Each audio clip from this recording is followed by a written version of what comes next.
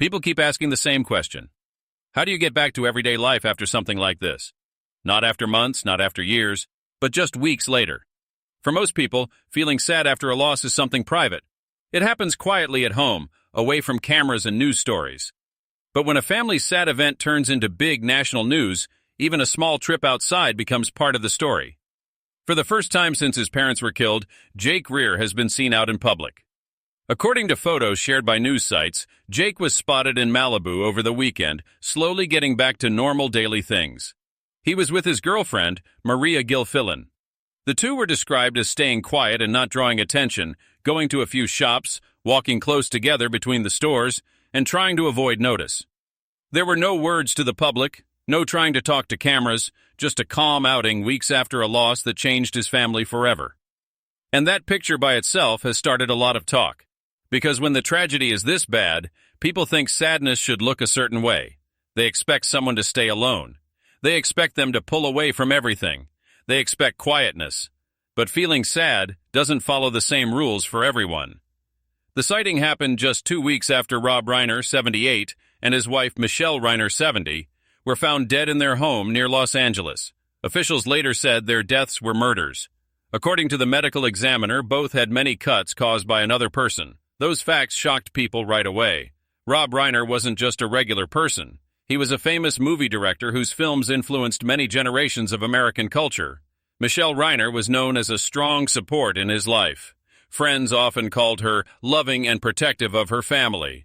Their deaths sent big shocks through Hollywood and other places too. But for their kids, the shock wasn't something they read on their phone or heard on TV. It was direct, personal, and something that can't be changed. The couple's bodies were found by their daughter, Romy Reiner. According to police reports, Romy told officers that she thought her brother, Nick Reiner, was dangerous and should be looked at as a suspect.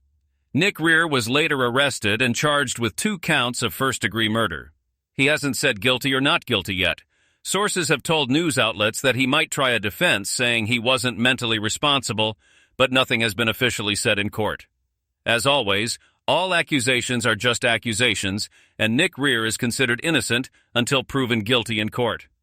That background is important because while the court case goes on slowly, the emotional pain for the rest of the family is happening right now and keeps going.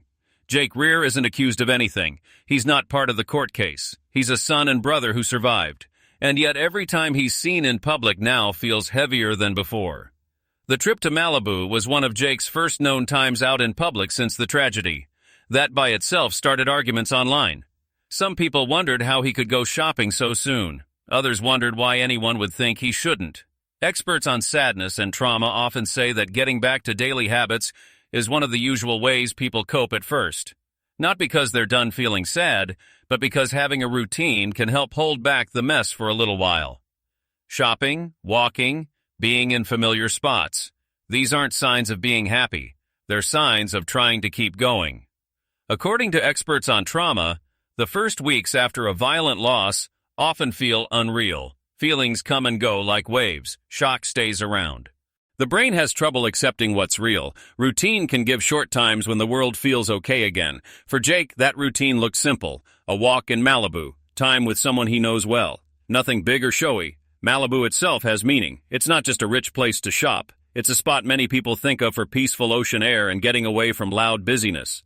For someone carrying such heavy sadness, picking a calm, open place might help feel like they can breathe when everything seems trapped.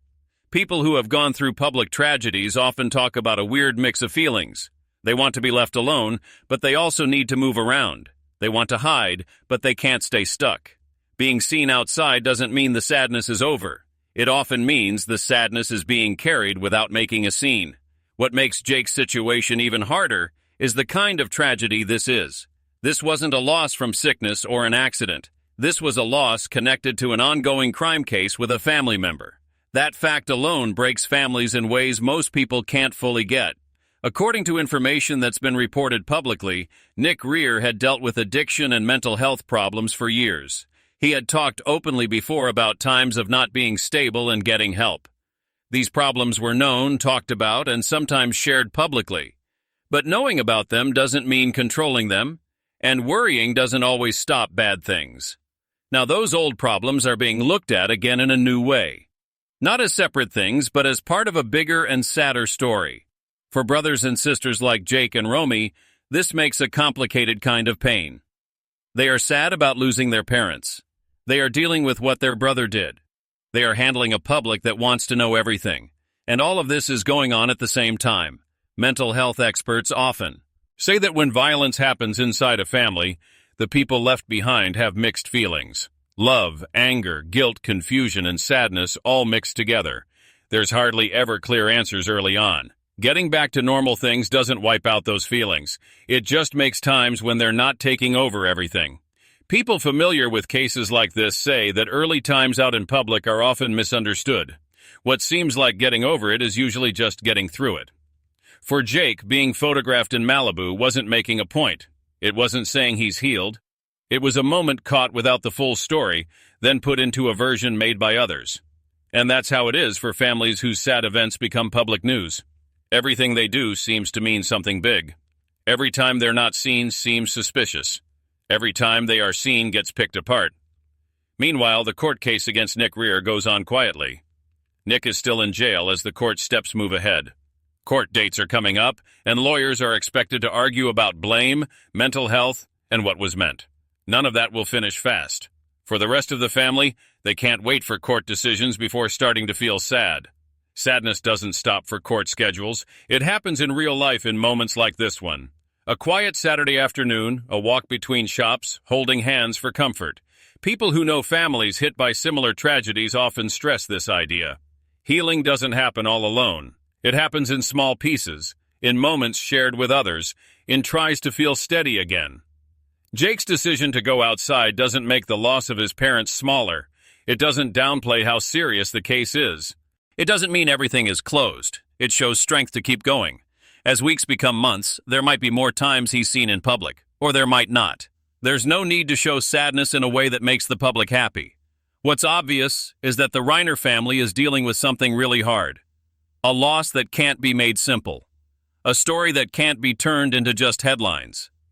And while a lot of focus will stay on courts, charges, and results, there's another part to this story. The quiet part, the human part. The part that happens away from reporters. Jake Reiner's time in Malibu is part of that quieter story. A reminder that behind every big news update are people trying to get through something impossible one normal step at a time. There's no right way to feel sad, no perfect speed, no rule for the public, only the truth of living with what happened. And for now, that truth includes small bits of normal in a world that doesn't feel normal anymore.